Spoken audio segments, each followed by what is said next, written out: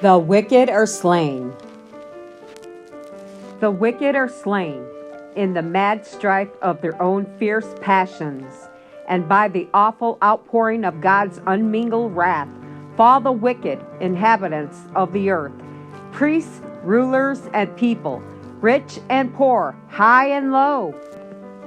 And the slain of the Lord shall be at that day from one end of the earth even unto the other end of the earth. They shall not be lamented, neither gathered, nor buried.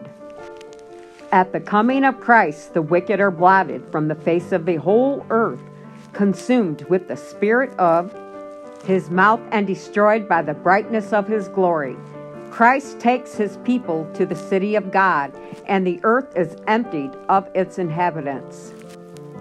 To sin, wherever found, our God is a consuming fire, and all who submit to his power, the Spirit of God will consume sin.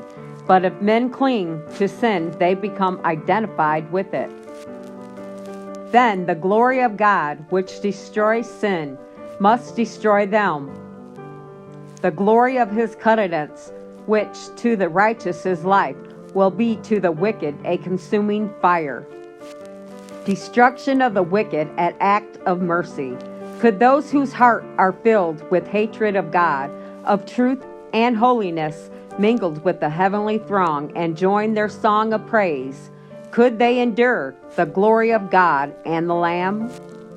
No, years of probation were granted them, that they might form characters for heaven, but they have never trained the mind to love purity. They have never learned the language of heaven, and now it is too late. A life of rebellion against God has unfitted them for heaven. Its purity, holiness, and peace would be torture to them. The glory of God would be a consuming fire. They would long to flee from that holy place. They would welcome destruction, that they might be hidden from the face of him who died to redeem them. The destiny of the wicked is fixed by their own choice. Their exclusion from heaven is voluntary with themselves, and just and merciful on the part of God.